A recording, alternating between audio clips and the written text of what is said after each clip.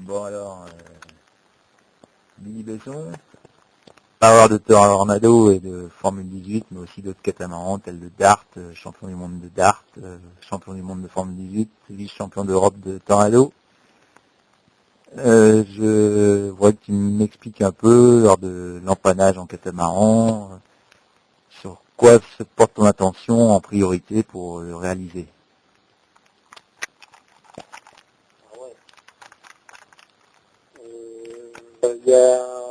En fait, pour moi, il y a deux choses. C'est déjà que l'équipier rentre, qu'il soit prêt. Parce qu'en fait, je dis aussi l'équipier et après mon mouvement de barre. Et donc, du coup, c'est bon, c'est pour ça que pour moi, il y a ces deux choses-là. Donc, l'équipier qui rentre et qui fait sa manœuvre.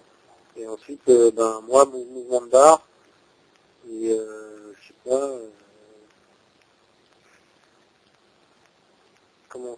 Ouais, mais justement pour l'équipier, alors tu parles avec lui, vous préparez la manœuvre assez à l'avance, ou c'est plutôt du feeling, ou comment ça se passe en fait? Okay, alors, non, on prépare toujours à l'avance. Et en fait, moi, j'envoie le jibe seulement quand l'équipier est sur le trampoline. Parce que, en fait, c'est très simple, c'est que ça limite les accidents. Parce que si j'envoie mon empannage un peu trop tôt et que l'équipier n'est pas prêt, je vais perdre du temps. D'une part, parce que lui, il va être à l'arrache pour pouvoir faire sa manœuvre convenablement. Et en plus, lui, il risque de se faire mal s'il prend quelque chose sur les haubans ou n'importe où. Donc, là-dessus, la manœuvre est assez préparée. Et donc, après, ça dépend par exemple, ça dépend de la houle, des trucs comme ça. Là, on peut se préparer plus à l'avance. On sait qu'on va guider au creux d'une vague. On sait que ça dépend des trucs, des situations météo et aussi des situations des adversaires. Parce que quand tu as un adversaire qui est à côté, que tu sais que tu as envie tu sais qu'il y a, tu sais qu'il est devant toi et que tu as envie de faire un super empannage et de l'écraser après, et là tu as encore un peu plus de tension parce que tu sais que tu n'as pas le droit à l'erreur. Il faut que ta manœuvre soit parfaite. C'est-à-dire que la battue soit nickel, assez franche, mais pas trop pour perdre de vitesse, et ensuite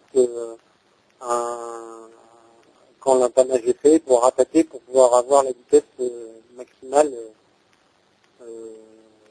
dès que tu peux, quoi. Ah d'accord, je vois le truc. Et justement, alors ça, tu en discutes bien avec ton équipier, et toi tu te concentres après, une fois que vous avez commencé la manœuvre, tu te concentres sur ton déplacement sur le bateau, ou un truc tape le plus, ou pas trop, tu fais la manœuvre et ça roule. En fait, moi j'ai un truc, c'est que j'ai un tic, peut-être un tic, c'est que souvent en fait, je choque bien de la grand voile avant l'empannage, pour pouvoir en fait, je choque de la grand voile, ensuite je la mets au paquet, et ensuite je fais mon mouvement de barre pour pouvoir aller de l'autre côté. Et quand je suis de l'autre côté, je sais que je commence à pousser la barre pour aller vers le vent, et ma voile n'est pas trop fermée. Et elle est assez ouverte. Et donc du coup, c'est là où je peux commencer à reborder pour que le bateau aille en même temps que la voile, quoi. Que ma voile ne soit pas trop cassée avec la vitesse du bateau qui est moindre, quoi. Donc c'est vrai que c'est peut-être un tic que j'ai. Je régule tout le temps la grand voile pour qu'elle soit au optimum tout le temps, quoi. C'est-à-dire que avant la manœuvre, je la choque, et dès que je commence à rattaquer, je la reborde, quoi. Ah d'accord. Donc toi tu privilégies la propulsion, quoi. Voilà, je privilégie la propulsion, et ça, et en même temps, ça dépend tellement des phases, mais dans mes emballages optimum, je privilégie souvent la production. C'est souvent ça. Parce qu'après, ben, c'est sûr que quand tu es tout seul et que tu as de l'avance sur tes concurrents, que tu perdes une seconde à l'empannage, tu vas t'en foutre un petit peu. Donc, tu vas faire un peu moins attention, on va dire. Et alors que quand tu es dedans et que tu veux faire un empannage à 100%, ouais, je privilégie souvent la protection. Et même bien sûr aussi sans donner des coups de barre. Il faut que la barre aille aussi dans le bon sens. Quoi. Ouais, d'accord. Donc sur la rotation, tu fais quand même attention à avoir une rotation assez propre, plutôt assez tranquille au début, puis tu augmentes la rotation sur la fin, ou tu es plutôt constant tout le temps?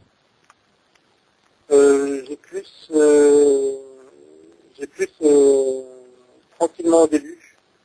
Parce qu'en fait, ben, souvent comme les katas sont assez rapides en ligne droite et que ben, ils vont pas très vite dans les virages, je pense que si on avait une courbe constante, je pense que la manœuvre serait assez dure à pas vivre, mais comment on appelle ça. Je pense qu'elle serait rapide, mais je pense en même temps que ça peut être idéal. Mais moi souvent en fait j'ai la première solution que tu as dit, c'est-à-dire que j'abats un petit peu, je décélère ma vitesse, et ensuite là je fais la courbe, j'empanne, et ensuite je relève pour avoir la vitesse. Ok. Bon bah merci. Hein.